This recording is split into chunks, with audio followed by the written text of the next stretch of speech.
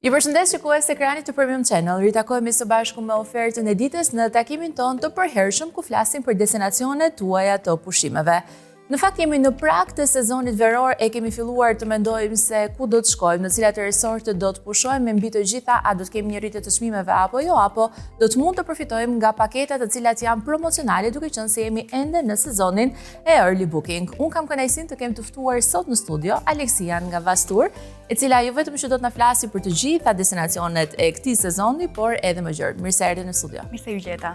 Kënaqësi të kemi në këtë sezon të ri të ofertës së ditës për të folur në lidhje me të gjithë zhvillimet që ndodhin sa i takon botës së pushimeve. Nisi ndryshe ky sezon këtë vit për shkak të gjithë zhvillimeve kudo nëpër botë, por si ka nisur për zyrën tuaj?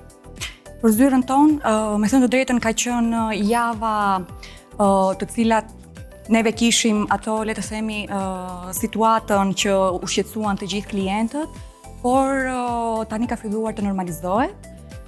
Kemi vazhduar me rezervimet që nisën shumë fuqishëm, me thënë të drejtën, që në muajin janar, sepse çmimet këtë vit për Antalyan, Sharmin, Greqinë ka nisur me zbritje reale, krahasuar me sezonet e tjera.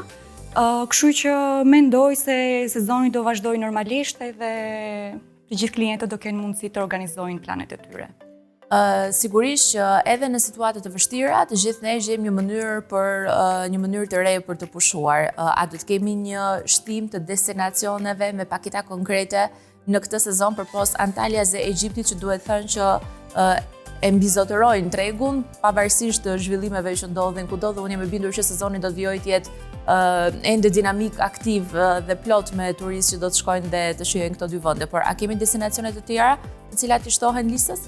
Si çdo vit, ekzistojnë trende të ndryshme ose destinacione të ndryshme. Neve normalisht në Shqipëri varemi deri diku edhe nga kompanitë e fluturimit edhe nga linja direkte që ato na ofrojnë, që të kemi dhe neve mundësinë për të ofruar klientëve jo vetëm destinacione, sepse ne të punojmë çdo lloj destinacioni, por ideja është të punojmë një destinacion me vlerë që vërtet ja vlen të shpenzojë klienti për të shkuar atje. Risitë e këtij sezoni veror të paktën është Palma de Mallorca, që jemi me linjë direkte tani më, gjithashtu Malta, Sardenja, edhe Sicilia që ka qenë edhe vjet, po shikojmë një rritje të interesit këtë vit më të shumtë. Ku janë të orientuar më së shumti shqiptarët deri më tani për të rezervuar për pushimet e tyre? Zgjedhin më shumë Europën dhe këto destinacione, apo vijojnë të mbeten besnik tek Antalya, Egjipti apo ndoshta edhe Greqia? Antalya dhe Egjipti, me thënë drejtën, janë destinacione të cilat klientët janë klientët besnik edhe shkojnë çdo vit. I kanë gjithmonë disa ditë pushime. Janë klientë të cilët në shumë raste e njohin një resort më shumë edhe se ne vetë që merremi me këtë. Kështu që vazhdojnë normalisht. Thash, kishim një lloj stepje, po të gjithë klientët që janë mësuar me faktin të kenë një resort 5 yje all inclusive, të kenë shërbimin që ofron Antalya dhe Egjipti, janë të fokusuar dhe vazhdojnë ta përzgjedhin. Në Greqia normalisht vazhdon, edhe pse Greqia ndahet në zona të ndryshme, sepse ka vende që mund të gjesh hotele me all inclusive, ka vende pastaj që ti do jesh në eksplorim edhe në lëvizje. Por neve sugjerojmë pse jo diçka ndryshe, si Palma de Mallorca, që mund të kombinohet fare mirë me resorte all inclusive, ose gjithashtu edhe Sicilia ose Sardenja kemi mundësinë për të gjetë hotele normalisht në stilin italian klasik të atyre vendeve, jo të luksit të madh, por që të jenë në vit të parë me detin edhe të fokusohen aty klientët. Çfarë jo vetëm përmbajnë paketat, por çfarë edhe kërkohet se i takon një destinacioni, duke marrë këtu në referencë këtu që ti përmendë, pra Palma de Mallorca, Sardenjën ose Sicilinë. Nëse një pushues vjen në zyrën tuaj në Zoom Trip dhe kërkon një paketë për këto destinacione, a është i orientuar vetëm tek prerja e fluturimit, por edhe një hoteli shumë të mirë, apo edhe një bujdes se si mund të shpenzojë ditët që do të jetë i akomoduar në këtë vend? Pyetja e parë që neve i bëjmë klientit është si e ke menduar ti të organizuar, ose çfarë tipologji turisti je ti. Nëse një klient mërzitet dhe nuk qëndron dot në resort, sepse kemi pafund klientë të tillë dhe duan të jenë në lëvizje, neve mund ta nisim që nga fakti që mund të kombinojmë hotele në vende të ndryshme. Për shembull, si Qilia fare mirë bëhet kombinimi me 2 net ose 3 net në Taormina dhe 2 ose 3 net në Sirakusa.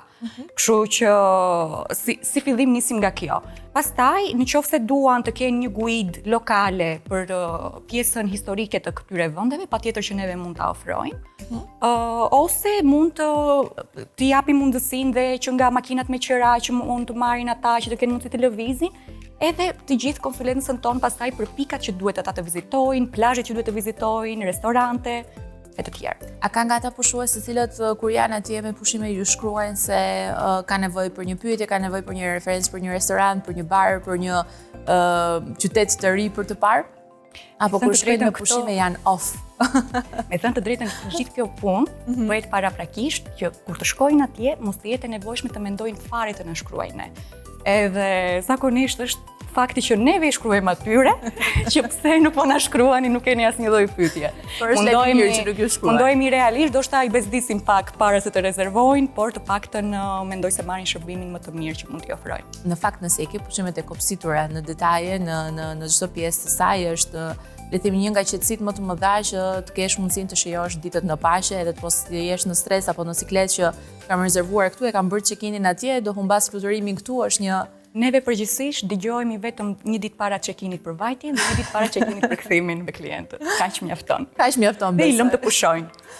Një nga format e tjera të pushimit, edhe tani më le të themi edhe nga më të kërkuarat, është pa diskutim dhe pushimet në crociere, në të cilat sa herë që unë kam kënaqësinë të të kem në studio, është një nga le të themi momentet në të cilat merr edhe më shumë kënaqësi, jo vetëm për shkak të paketave që janë me çmime shumë herë më ekonomike dhe më të lira, por edhe asaj çfarë ti merr. Pra merr shumë vende duke paguar ndoshta për çmimin e vetëm një vendi nëse do shkoje të shikoje vetë. Është shumë e vërtetë. Është shumë e vërtetë kombinimi që bëhet i destinacioneve dhe shumëllojshmëria e atyre që ti mund të shikosh, të përjetosh, që edhe sikur mos bresësh fare nga anija, po të qëndrosh në anije dhe të shfrytëzosh aktivitetet që të ofron, edhe luksin ose të gjitha të organizimin dhe vibe-in që të jep, mjafton. Edhe po nuk zbrite. Kështu që për të gjitha ata klientët që më thonë ndonjëherë, po Aleksia, unë kam qenë tek ky destinacion, s'ka problem, mos u zbrit atë ditë. Ri në anije.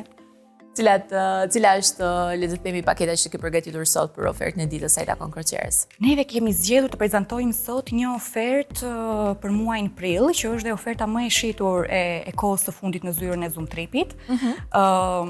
Bëhet fjalë për MSC Musica, nisja është me datë 20 prill nga Civitavecchia, më pas vizitohet Genova, Marseja, Valencia dhe ditën e fundit kemi bërë një ekstra ditë në Valencia që të ketë mundësi klientët ta shfrytëzojnë, ta shikojnë pak më shumë. Kështu që kemi përfshirë edhe një natë akomodim në hotel në Valencia me mëngjes të përfshirë. Kjo është perfekt. Për sa i përket ofertave pastaj, këtë herë nga që të gjithë më pyesin po pse thua vetëm kabinën e brendshme. Kabina e brendshme është 499 euro personi, por kemi një super ofertë për kabinat me balkon, 599 euro për person, 100 euro më shumë për të marrë gjithë eksperiencën më të bukur të anijës.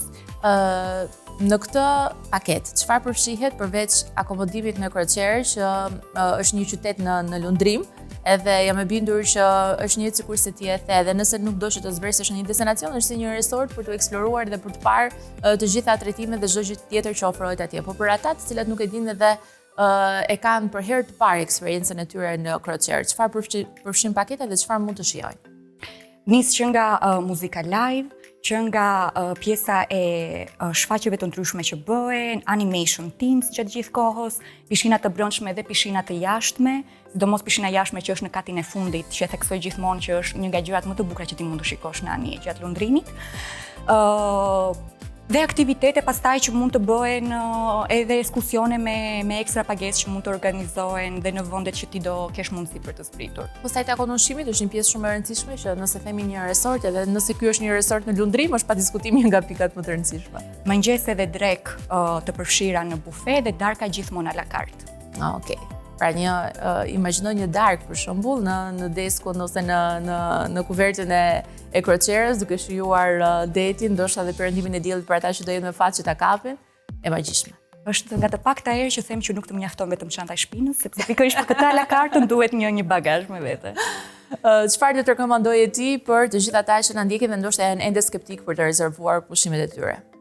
Unë mendoj se pavarësisht situatave që ndodhin të gjithë, edhe vetë ne kemi një lloj stepje, por të paktën tek zyra e Zoom Tripit mundohemi të kuptojmë sa më mirë kërkesat e klientit dhe prandaj kemi ofruar disa lehtësira për sa i përket rezervimit, që nga fakti që për Antalën edhe për Sharmin është mundësia vetëm për 30% parapagim në këto momente.